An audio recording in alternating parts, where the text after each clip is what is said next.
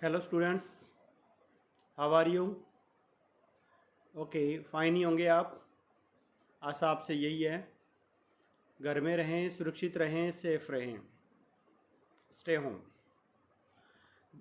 आज मैं आपके लिए +2 ज्योग्राफी का चैप्टर नंबर 4 लेकर आया हूँ। इससे पूर्व हमने चैप्टर नंबर 2 की वीडियो देखी थी, जिसमें हमने विश्व की विभिन्न जनजातियाँ यानी वर्ल्ड ट्राइब्स के बारे में हमने अध्ययन किया था, स्टडी की थी। आज मैं जो चैप्टर 4 लेके आया हूँ आपके लिए, वो Hindi medium and English medium both class दोनों के लिए ये चैप्टर साथ में चलेगा। और चैप्टर नंबर 4 विश्व की जनसंख्या संरचना, वर्ल्ड पॉपुलेशन स्ट्रक्चर के बारे में यहाँ पर अपने स्टडी करेंगे। तो चैप्टर शुरू करने से पूर्व मैं आपको बता दूं कि इस चैप्टर में आंकड़े ज़्यादा हैं, तो आप लोगों को मौखिक रूप से ये चैप्टर तैयार होना चाहिए। एक पेज मैंने आपके लिए तैयार कर दिया है और नेक्स्ट वीडियो में ये चैप्टर एंड हो जाएगा और आज ये चैप्टर लगभग हाफ कंडीशन तक चला जाएगा। तो आशा है आप इस चैप्टर को ध्यान से रीड करेंगे। मैं आपको उस पेज के अकॉर्डिंग चैप्टर की रीडिंग करवाऊँगा और पूरे डाटा आपके सामने दूंगा। तो आप बुक अपने पास रखें और जैसे जैसे अपने रीडिंग करें, साथ साथ बुक में भी ध्यान दें। मैं आपको पूरा चैप्टर जैसे ही समझा दूं, इस वीडियो में क्लियर कर लें, तब आप जितने पेज हमने स्टडी की है वो पेजों की आप रीडिंग कर लें। इस बात का आपने ध्यान रखना है। बाद में आपने जो न्यू टाइप क्वेश्चन है, वेरी शॉर्ट क्वेश्चन है, एक लाइन के जो क्वेश्चन आंसर हैं, कहने का मतलब, तो न्यू टाइप आप लिख लें और तैयार कर लें। शुरुआत करने जा रहे हैं अपने चैप्टर नंबर 4 के बारे में। Chapter number 4 world population structure आपके सामने दी हुई है, विश्व की जनसंख्या संरचना। तो अपने इस चैप्टर में वर्ल्ड की जनसंख्या के बारे में चर्चा करेंगे। उसकी पॉपुलेशन स्ट्रक्चर है वो कैसी है, किस तरीके से वो अलग अलग क्षेत्र के अकॉर्डिंग वितरित है, और उसके कुछ महत्वपूर्ण बिंदुओं के बारे में चर्चा करेंगे। भी जनसंख्या से रिलेटिव कौन कौन से अपने पॉइंट है जिनका अपने स्टडी के रूप में अध्ययन कर सकते हैं या स्टडी कर सकते हैं, उनके बारे में यहाँ चर्चा होगी। तो फर्स्ट ऑफ अपने शुरुआत करते हैं जनसंख्या संरचना या जनसंख्या संगठन या जननांकीय संरचना। एक ही बात है, जनसंख्या संरचना बोल दो, पॉपुलेशन स्ट्रक्चर बोल दो, उसकी कंपोजिशन या उसका संगठन बोल दो, या उसकी जनांकीय संरचना यानी डेमोग्राफिक स्ट्रक्चर के बारे में बात कर लें, तो इनका मतलब एक ही होता है। अगर ओवरऑल चर्चा की जाए तो अपनी बुक के अकॉर्डिंग इनको 5 पार्ट में, 5 पार्ट में डिवाइडेशन किया गया है, 5 भागों में बांटा गया है। बात करते हैं आयु संरचना, फर्स्ट पॉइंट इसका एज स्ट्रक्चर के बारे में चर्चा करें तो विश्व की जनसंख्या की जो एज स्ट्रक्चर है वो अलग अलग पार्ट में वितरित है, मगर अपनी बुक में अपने हैं वो मुख्य रूप से यहाँ पर 3 पार्ट्स के रूप में स्टडी करने वाले हैं। Then first part are 0 to 14, then second 15 to 64 and 55 to above third part. तो इसके बारे में अपने यहाँ चर्चा करेंगे। देन सेकेंड टॉपिक आता है हमारा लिंगानुपात, जिसे बोलते हैं सेक्स रेशो, यानी विश्व का लिंगानुपात कैसा है, स्त्री और पुरुष की जो एक संरचना है, जनसंख्या है, उनका आपसी अनुपात क्या है, उसे लिंगानुपात बोलते हैं। तो उस आपसी अनुपात को, लिंगानुपात को, सेक्स रेशो को, कौन सा sex ratio, male and female, between male and female, बात समझ आ रही है आप लोगों को, पुरुष और महिला के अनुपात के बारे में यहाँ पर सेक्स रेशो के बारे में चर्चा होगी। देन थर्ड पॉइंट है जनसंख्या संगठन, पॉपुलेशन कॉम्पोजिशन के बारे में चर्चा करेंगे। पॉपुलेशन स्ट्रक्चर के बारे में बात करें, जनसंख्या संगठन के बारे में बात करें तो अपने ये देखेंगे भी किस तरीके से जनसंख्या वितरित है, किस रूप में फैली हुई है और कहाँ पर कैसी कैसी स्ट्रक्चर है उसकी। देन टॉपिक नंबर 4 या डी के बारे में चर्चा करें तो इसकी लिटरेसी यानी साक्षरता के बारे में चर्चा करेंगे। आप लोग जानते हैं किसी भी देश का विकास है उसकी साक्षरता पर बहुत ज़्यादा डिपेंडेबल होता है। जिसकी लिटरेसी कम है या साक्षरता कम है उसका HDI मान, ह्यूमन डेवलपमेंट इंडेक्स, मानव विकास सूचकांक जिसे बात करते हैं, तो HDI मान है, HDI जो रैंक है वो बहुत लोवेस्ट होती है, तो पॉपुलेशन के अकॉर्डिंग वहाँ की उसकी साक्षरता है वो भी प्रभावित करती है।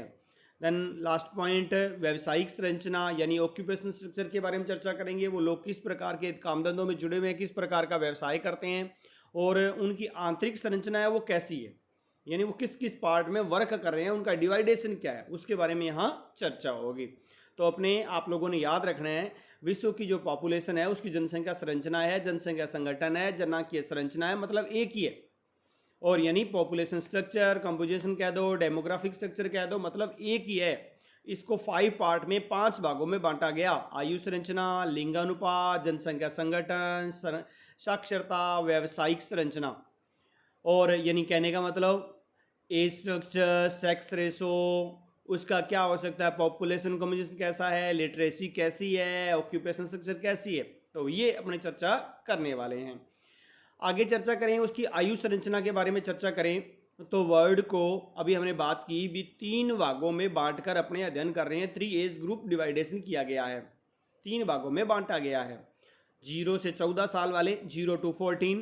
देन सेकेंड ग्रुप, दूसरा ग्रुप है 15 से 64 यानी 15 to 64। देन थर्ड ग्रुप है 65 अबव यानी 65 वर्ष से ऊपर के लोग। तो 3 पार्ट में अपने अध्ययन करेंगे, 0 से 14, 15 से 64 और 65 वर्ष से अधिक। आप लोग जानते हैं भी इस एज ग्रुप का किसी भी देश की अर्थव्यवस्था पर बहुत बड़ा प्रभाव पड़ता है।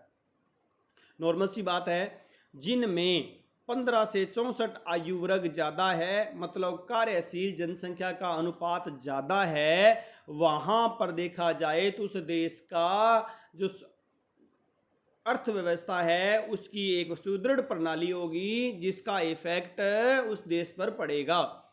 अगर किसी देश में 65 वर्ष से अधिक लोग हैं, आयु के ज़्यादा लोग हैं, जैसे जापान के बारे में बात करें तो दुनिया में सबसे ज़्यादा जो सीनियर सिटीजन है परसेंटेज है वो जापान का है, वृद्ध लोग जापान में हैं। तो जिसका इफेक्ट ये पड़ता है भी उस देश की अर्थव्यवस्था पर, उनको अधिकतर खर्च है उनके वृद्धों पर करना पड़ता है, जिसकी वजह से आने वाले समय में उसकी अर्थव्यवस्था लोएस्ट जाती है, डाउन जाती है। अगर जिनको 0 to 14 है उनका भविष्य उत्तम होगा, जैसे वो नए सेकंड ग्रुप में प्रवेश करेंगे तो उसकी देश की अर्थव्यवस्था में मजबूती आएगी। तो जिनमें 15 से 64 है उनका वर्तमान है वो सुदृढ़ है, क्योंकि वहाँ पर कार्यशील जनसंख्या ज़्यादा है। तो इस ग्रुप का अलग अलग देश की अर्थव्यवस्था पर अलग अलग प्रभाव है पड़ता है। अपने बात करें अकॉर्डिंग 2014,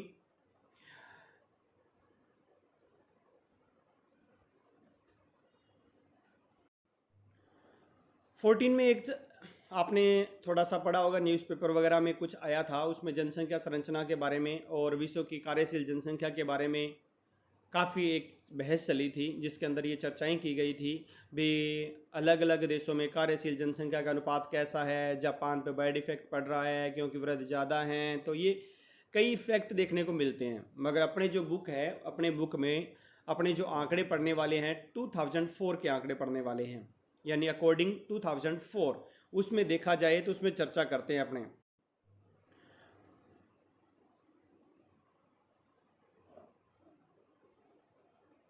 टू 2004 यानी 2004 के आंकड़ों के अनुसार चर्चा करें तो विश्व में 6.8%, 6.8% जनसंख्या वृद्ध संरचना में आती है। तो according 2004 total elders population percentage are 6.8%, यानी उसमें सीनियर सिटीजन है वो कितने हैं, 6.8% है जो एल्डर पॉपुलेशन है, यानी इन प्रेजेंट टाइम में 2004 के अकॉर्डिंग। तो विश्व में वृद्धों की जनसंख्या के बारे में चर्चा करें तो 6.8% विश्व की जनसंख्या वो वृद्ध जनसंख्या है।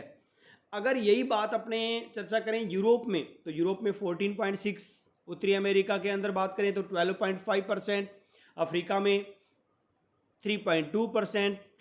देखो ये नॉर्मल सी बातें हैं, छोटी छोटी बातें। एशिया के अंदर 5.8% के करीब, यानी कहने का मतलब यहाँ पर वृद्ध लोग हैं।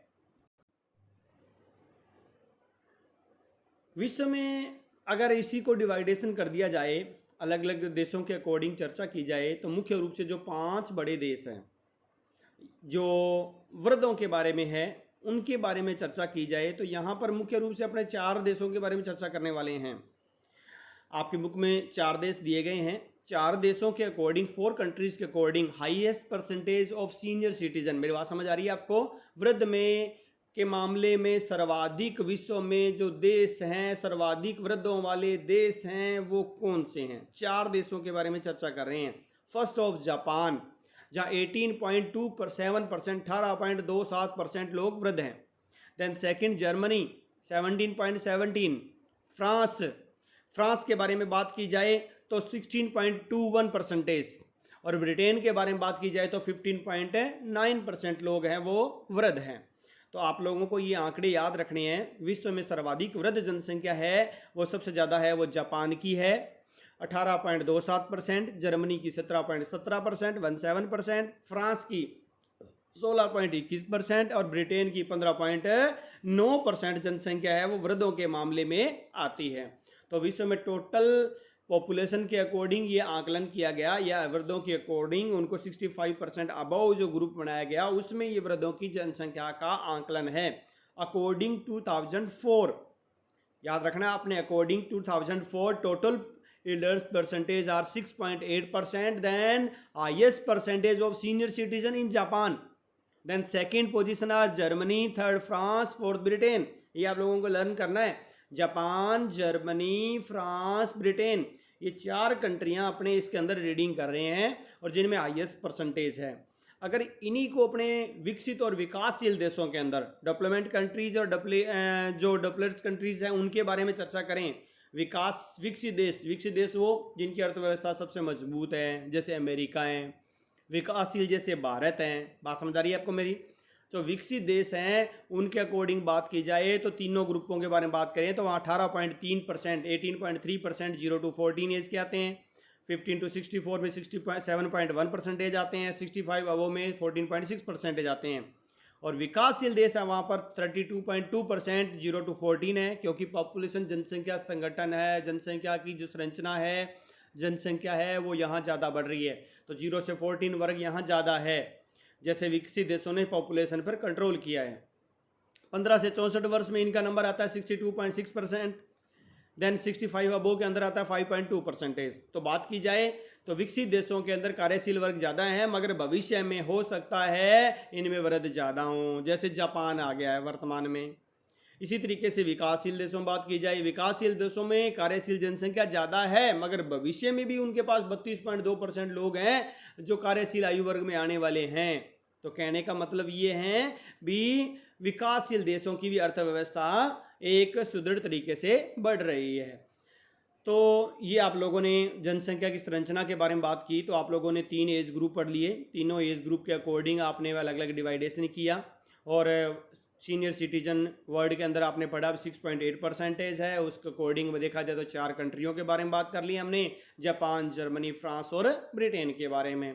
इसी तरीके से विकसित और विकासशील देशों के आयु वर्ग के एज ग्रुप था, उसके अकॉर्डिंग हमने स्टडी की। अब चर्चा करते हैं उसके सेक्स रेशो यानी लिंगानुपात के बारे में।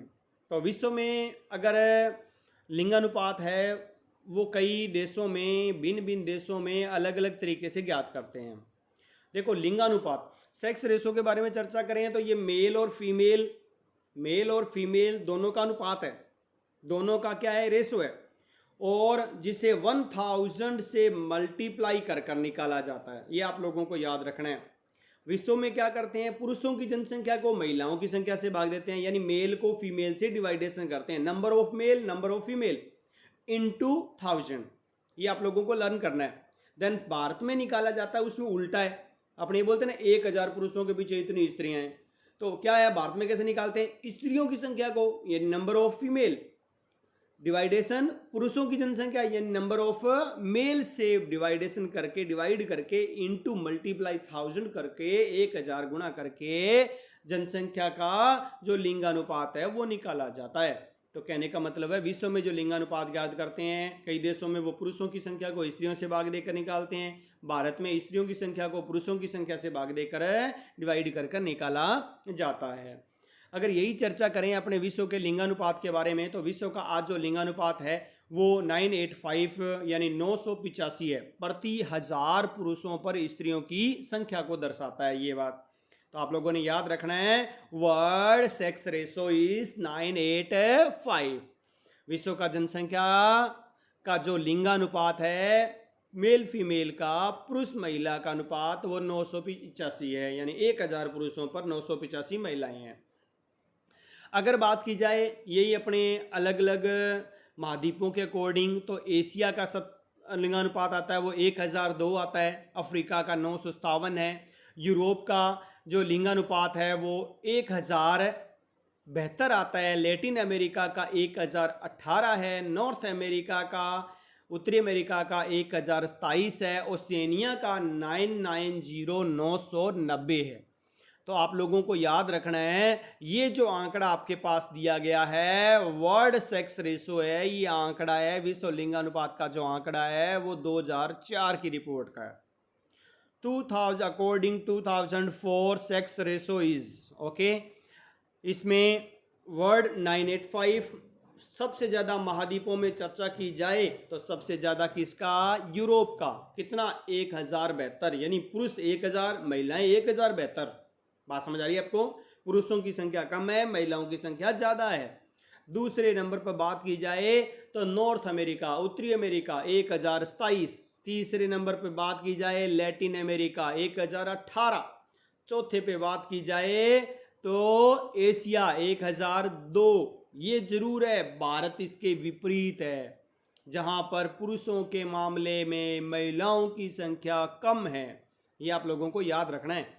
तो कहने का मतलब है, अगर महाद्वीपों के बारे में बात कर रहे हैं तो सबसे कम लिंगानुपात अफ्रीका का आता है और सबसे अधिक आता है वो यूरोप का आता है। यूरोप 1072, अफ्रीका का 957। ये आप लोगों को एक मौखिक रूप से आंकड़े याद रखने हैं। तो चर्चा हमने की। अब अगर अपने बात करें विश्व में जो लिंगानुपात है उसको 4 भागों में बांटकर अध्ययन करें तो उसके 4 पार्ट के अकॉर्डिंग देखा जाए तो कुछ देश तो ऐसे हैं जहाँ पर अत्यधिक स्त्री अधिकता है, यानी कहने का मतलब है 1050 से अधिक महिलाओं की संख्या है 1000 पुरुषों के पीछे, जिसमें संयुक्त राज्य अमेरिका आ गया, कनाडा है, दक्षिण अमेरिकी देश हैं, ये ऐसे देश आते हैं। दूसरा पार्ट इनका बात कर ली जाए तो जिनकी पॉपुलेशन का जो लिंगानुपात है वो 1000 से 1050, यानी लिंगानुपात 1000 से 1050 के बीच है। देखो फर्स्ट होते 1050 से अधिक वाले, 1050 से अधिक वाले। देन सेकंड है 1000 टू 1050 के बीच में कौन आता है? थाईलैंड आता है, इसमें पोलैंड है, बेलारूस है, यूक्रेन है, कंबोडिया हो गया, दक्षिण अफ्रीकी कंट्रीज होगी, ये इसमें आते हैं। देन थर्ड पार्ट 1000 से लेकर 950 वाले, 1000 टू 950, 950 टू 1000, जिसमें महिलाओं की संख्या है। वो देश कौन से हैं? न्यूजीलैंड, ऑस्ट्रेलिया, चीन, Korea, Mexico, Brazil, Iran, Cuba, ये इस देश में कंट्री इस पार्ट में आते हैं, थर्ड पार्ट में।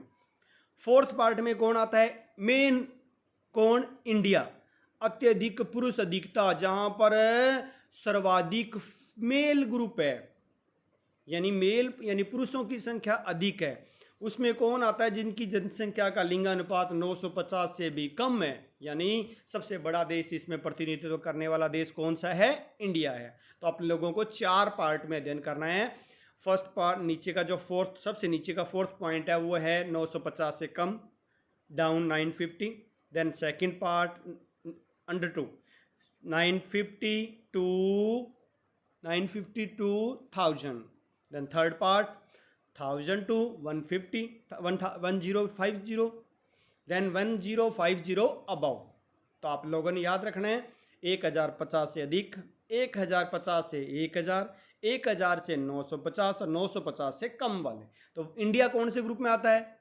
फोर्थ ग्रुप में आता है, जिसमें क्या है? पुरुषों की अधिकता, यानी मेल की अधिकता, यानी मेल हैं वो सर्वाधिक है। तो ये आप लोगों को लिंगानुपात के अकॉर्डिंग याद रखना है। ये कह सकते हैं भारत जैसे विकासशील देश में पुरुषों की अपेक्षा स्त्रियों का अनुपात कम पाया जाता है। ये नॉर्मल सी बात है। ये कई कारण भी है इसका, जैसे अपने ये कह सकते हैं यहाँ का समाज है या रीति रिवाज है, परंपरावादी है, रूढ़िवादी है, उसका भी इफेक्ट पड़ता है। स्त्रियों में शिक्षा, रोजगार का अभाव है, सुरक्षा का अभाव है, समाज में उनको उचित स्थान न देना, ये सब इसके मुख्य कारण हो सकते हैं। तो आप लोगों को याद करना है सेक्स रेशो के कम होने के क्या कारण है भारत में। भारत का समाज है वो रूढ़िवादी है या परंपरावादी है, या ये कह सकते हैं भी वो स्त्रियों को सही तरीके से स्थान नहीं देते, उनको शिक्षा का ज्ञान नहीं है, शिक्षा कम दी जा रही है, रोजगार के अवसर कम हैं, सुरक्षा तथा समाज में उचित स्थान नहीं है। हाँ, ये अपने कह सकते हैं भी वर्तमान में ये प्रणालियों के अंतर्गत लिखी गई जो बातें हैं, किताबों में लिखी गई बातें हैं, वो काफ़ी हद तक पीछे रह गई है। वर्तमान में सरकार ने शिक्षा के क्षेत्र में महिलाओं के उत्थान के लिए बहुत से कार्यक्रम शुरू किए हैं, जिनकी वजह से साक्षरता का स्तर लगातार बढ़ा है। इसके कारण अपने ये कह सकते हैं साक्षरता के स्तर बढ़ने से लोगों को जानकारियाँ हुई, महिलाओं को जानकारी मिली, महिलाओं को उनके आत्मविश्वास का ज्ञान हुआ, जिसकी वजह से भी लिंगानुपात पर इसका इफेक्ट पड़ा है। अब तक हमने चैप्टर नंबर 4 में महत्वपूर्ण 3 बिंदुओं का अध्ययन कर चुके हैं। 3 points are we read it. तो हमने 3 पॉइंट जो अध्ययन किया, उन बिंदुओं को जैसे मैंने आपको बताया उसके अकॉर्डिंग आप इस वीडियो को कम से कम 2-3 बार देख लें, और आशा करता हूँ भी आपके ये आंकड़े तैयार हो जाएंगे। ज़्यादा इतने बड़े आंकड़े नहीं हैं, मौखिक रूप से आप इतने पेजों को याद रख सकते हो। तो नेक्स्ट वीडियो के अंतर्गत मैं आपके लिए इस चैप्टर का आगे का पार्ट लेकर आऊँगा, और उम्मीद है भी उस पार्ट में ये चैप्टर एंड हो जाएगा। तो 4th चैप्टर ज़्यादा बड़ा चैप्टर भी नहीं है, तो जितना मैंने आपको वीडियो के अंतर्गत बताया है आप उस चैप्टर की रीडिंग कर लें, एक बार उसको स्टडी कर लें, अध्ययन करें उस चैप्टर का, तो आप लोगों को और अच्छे तरीके से तैयार हो जाएगा। और दूसरी बात मैं आप लोगों को बता दूं भी ऑनलाइन क्लासेस हैं वो लगातार जारी रहेगी। मैं आपको समय समय पर ज्योग्राफी के जो अपडेट्स हैं, मेरे वीडियो हैं, वो आपको मैं देता रहूँगा, भेजता रहूँगा। तो आप जो यूट्यूब पर मेरा चैनल है जाखड़ यूनिक नाम से, उसको आप सब्सक्राइब कर लें, और बेल आइकॉन जो है उसको ऑन रखें, ताकि आपको पता चलता रहे भी मैं वीडियो कब भेज रहा हूँ। जैसे ही आप नेट ऑन करेंगे तो आपके मोबाइल पे सूचना आ जाएगी, और आप वो वीडियो लगातार देखें और नोट्स बनाने का काम करें। तो चैप्टर नंबर 2 का नोट्स आप लोगों ने बना लिया होगा, अब 4th चैप्टर के नोट्स बनाने आप शुरू कर दें। ये आपको सेल्फ मेहनत करनी है, और बुक आपके पास है, मेरे वीडियो आपके पास आ रहे हैं, उनमें से आप अध्ययन करें और अपने सेल्फ नोट्स तैयार करें, ताकि अच्छे मार्क्स की ओर अपने गति कर सकें। उम्मीद करता हूं भी हर साल की तरह आप लोग भी हमारा साथ देंगे, और हमने आर्ट्स में नए कीर्तिमान जो स्थापित किए हैं लगातार, और मैं उम्मीद आप लोगों से ये भी करूँगा, अब तक जितने बच्चों ने ज्योग्राफी में 100 नंबर लिए आप भी उसमें शामिल होंगे। तो एडमिशन ओपन है, आपके आसपास मोहल्ले में जो लोग निवास कर रहे हैं या जो बच्चे स्टडी कर रहे हैं अन्य स्कूलों में, आप उनको बताएं और अपने विद्यालय की ओर अग्रसर करें। अपना SL public senior secondary school Hindi medium and English medium, both medium, दोनों मीडियम अपने पास 1st to 12th दोनों मीडियम 1 से 12 तक लगातार उनकी कक्षाएं ऑनलाइन चल रही है, और इसमें एग्रीकल्चर, आर्ट्स, साइंस, कॉमर्स, मतलब कि ऑल फैकल्टीज़ आर अवेलेबल, सारी फैकल्टी अपने पास उपलब्ध है, जिसमें विशेषज्ञों द्वारा अध्ययन करवाया जा रहा है। और आशा है कि आप अपने आस पड़ोस में बच्चों को बताएंगे, और अगर किसी को अपने विद्यालय में उन बच्चों ने प्रवेश लेना है तो आप मेरे नंबर पर संपर्क कर लें, और 96 670 23 455 इस नंबर पे आप संपर्क कर लें, और आप ऑनलाइन कक्षाओं से घर बैठकर जुड़ सकते हैं। एक छोटा सा फार्म है, वो आपको फिलअप करना है, और आपका एडमिशन की प्रक्रिया है वो ये संपन्न हो जाएगी, और आप ऑनलाइन क्लास में जुड़ जाएंगे। तो आसपास के बच्चों को या मोहल्ले के लोगों को जागरूक करें और उनको बताएं भी किस प्रकार से हमारे अध्ययन होता है। मैं आशा करता हूँ आप मेरी बातों पे अमल करेंगे, और दिया गया चैप्टर जो मैंने आज आपको स्टडी करवाई उस चैप्टर को आप अच्छे से तैयार करेंगे। Thank you, bye bye. मिलते हैं नेक्स्ट वीडियो में, आपके साथ चैप्टर नंबर 4 लेकर आऊँगा और उसके बारे में अपने स्टडी करेंगे। बाय।